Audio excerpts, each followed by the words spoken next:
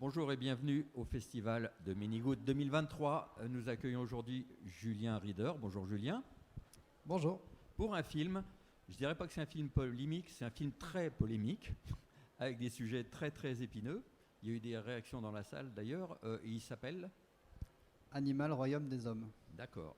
Est-ce que vous pouvez nous expliquer un petit peu plus de quoi il s'agit ? Oui, alors c'est un film que j'ai tourné sur 3 ans avec Guillaume, Loïc et Mathieu. Ils sont Donc 3 personnages. 3 personnages. Guillaume est éleveur de taureaux de combat dans les Landes. Mathieu, c'est un berger basque qui pratique la transhumance et l'estive tous les ans, donc dans les Pyrénées. Et Loïc, qui est un activiste d'une célèbre ONG qui défend Sea Shepherd. Sea Shepherd, on peut le dire. On peut la nommer. On peut la nommer. Et du coup, le film vient dans... On va dire, il y a 2 dispositifs. Je fais une interview avec eux en studio, où ils ne se rencontrent jamais. Et après, je les accompagne dans leur quotidien, que ce soit sur une corrida, que ce soit à l'élevage de taureaux à la ganaderia, que ce soit sur une mission Sea Shepherd en mer, ou que ça soit à 2000 mètres d'altitude en pleine montagne. Donc c'est des sujets qui a priori provoquent beaucoup d'émotions et de rejet même. Donc c'était ça un peu le but de montrer le quotidien de gens qui sont un peu la cible des critiques. C'est ça une étude éthologique de ces humains-là ? Vraiment, le but premier, c'était de donner la parole à des personnes, des métiers, enfin, vraiment à des convictions qui ne l'ont pas beaucoup finalement. C'est-à-dire que à chaque fois qu'on leur donne le micro, c'est soit sensationnel, soit pour créer du buzz, soit pour...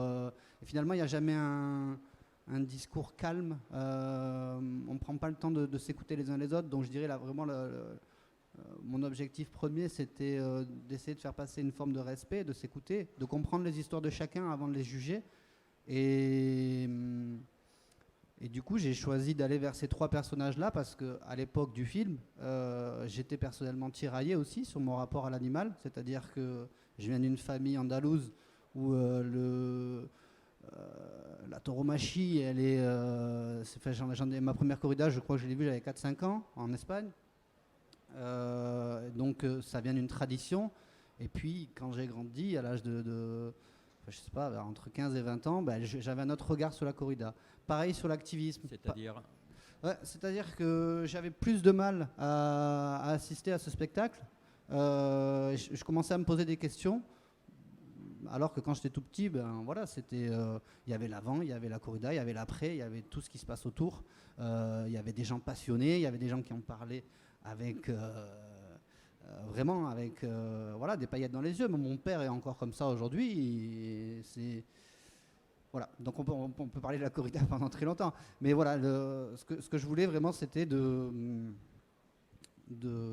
montrer à quel point moi j'étais tiraillé et je me suis tourné vers ces trois hommes parce qu'il n'y a pas de femmes. C'est pas un choix de ma part de ne pas avoir mis de femmes, mais on ne peut pas appeler ça un casting, mais voilà, c'est des gens qui ne parlent pas du tout dans leur quotidien. Et pour arriver à ce qu'ils m'ouvrent les portes de leur monde, il fallait un rapport très fort de confiance voilà. Et je suis content d'avoir réussi à les maintenir sur 2-3 ans parce que ça a été très compliqué il y a eu des périodes de Covid, il y a eu enfin, on peut parler maintenant de l'avenir des personnages parce que c'est hyper intéressant comment ils sont devenus, mais bon. D'accord. Donc vous avez essayé un peu la froideur du scientifique dans des sujets qui sont très chauds. On va regarder un petit extrait. Ouais, bien sûr. C'est un des personnages. Je crois que...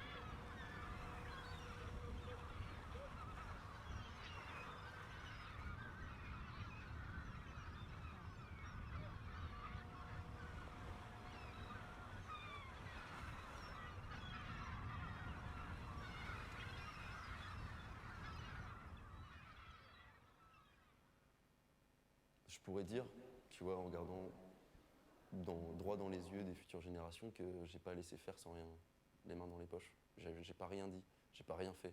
Je me sens pas responsable. Parce que même si j'y arrive pas, au moins j'aurais essayé. Alors celui-là, c'est celui qui est le plus proche de Minigout. On comprend bien son action. Les autres, je ne sais pas, les réactions dans la salle. Qu'est-ce qui sont devenus ces personnages alors? Alors voilà, moi ce qui m'intéressait au début et le deal de faire ce film avec eux, c'est... J'étais persuadé, et eux ils étaient persuadés d'avoir une trajectoire, je dirais, indéboulonnable. Pour Guillaume, la tauromachie, même si ça peut donner l'impression que c'est une discipline d'une autre époque, elle avait quand même un avenir. Aujourd'hui, Guillaume, l'éleveur de taureaux, il a fermé, plus d'argent en fait. Pendant le Covid, il n'y a pas eu d'entrée, il n'y a pas eu de spectacle. Du coup, là, à son plus grand regret, il a dû arrêter son activité. Lui, c'est pas du tout comme vous, c'est pas une prise de conscience sur la souffrance animale, c'est des raisons économiques. Ah ouais, lui c'est complètement économique et voilà, vraiment, il n'a pas eu le choix en fait. Et j'en parlais encore avec lui récemment, il ne sait pas s'il y a un nouveau projet à venir et ça a été très dur. Au même titre que ça a été très dur pour Loïc, parce que grosse désillusion sur le projet de réhabilitation, donc Rewild, réhabilitation des animaux à la faune sauvage. Le projet a eu énormément de détraqueurs et lui qui était en parallèle à Rewild et à Sea Shepherd a arrêté aussi son bénévolat à Sea Shepherd parce qu'il y a eu des gros conflits entre lui et la direction de Sea Shepherd et du coup la position qu'on voit de Loïc dans le film, on peut se dire tiens c'est un peu le futur, c'est les jeunes, c'est l'activisme, c'est la défense des animaux. Depuis qu'on sait qu'il y a la souffrance animale, la trajectoire de notre société va prendre ce chemin-là, finalement, pas du tout. Grosse désillusion aussi pour lui. Aujourd'hui, le combat de la défense animale, il le mène avec des petites associations, plus petite échelle. Il a en plus de ces petites associations décidé de mener un combat de front sur les réseaux sociaux. Pour lui, c'est très important en fait de plus faire l'activisme à papa et de s'attaquer, pardon, de militer envers les jeunes. Et les jeunes sont sur les réseaux sociaux, les jeunes sont sur TikTok. Il a une communauté de presque 15 000 abonnés qui le suit et il s'y retrouve là-dedans en fait. D'accord, mais c'est plus de l'action de terrain. Il en fait un petit peu quand même avec les associations, mais il a voulu aller à Sea Shepherd parce qu'à Sea Shepherd, c'était justement ceux qui passaient à l'action. Mais il y a un envers du décor qui l'a un petit peu écœuré. Désillusionné, oui. Ouais, voilà, mais il a encore beaucoup d'amis à Sea Shepherd. Il a encore beaucoup d'amis anciennement Rewild et je pense qu'il suit ce que fait Sea Shepherd avec un œil toujours. Je sais pas, je vais pas parler à son nom, mais voilà, il tourne pas du tout le dos à ce monde-là. C'est juste, finalement, en fait, on parle des hommes dans mon film. On parle des hommes vis-à-vis des animaux. C'est aussi ce que je voulais, c'est ce que je voulais montrer. Et notre berger. Et notre berger. Ça se termine pas mieux. Qui se termine pas mieux parce que notre berger, je le vois très souvent dans le sens où il fait du fromage et je vais chercher du fromage. Donc, allez, on va dire 2 fois par an, je suis amené à le côtoyer ou à aller le voir en montagne. Et lui, gros coup dur, il a eu une alerte, son corps a dit stop. Il a actuellement presque la moitié du visage paralysé. C'est presque un AVC. Donc, mine de rien, leur monde s'est un peu effondré. D'accord. C'est quand même des parcours très individuels parce qu'il y a aussi des activistes heureux, à Sea Shepherd ou ailleurs. Il y a des bergers qui sont pas malheureux, et peut-être des éleveurs de taureaux, mais là, je ne sais pas.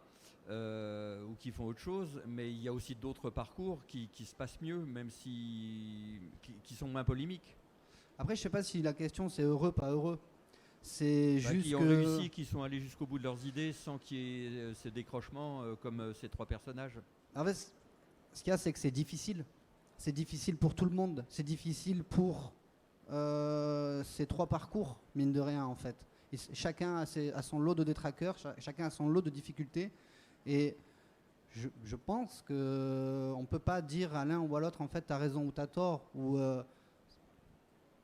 Eh bien, le meilleur moyen d'en juger, c'est de regarder votre film, ce que je souhaite à tout le monde. Merci à vous. Merci Marc.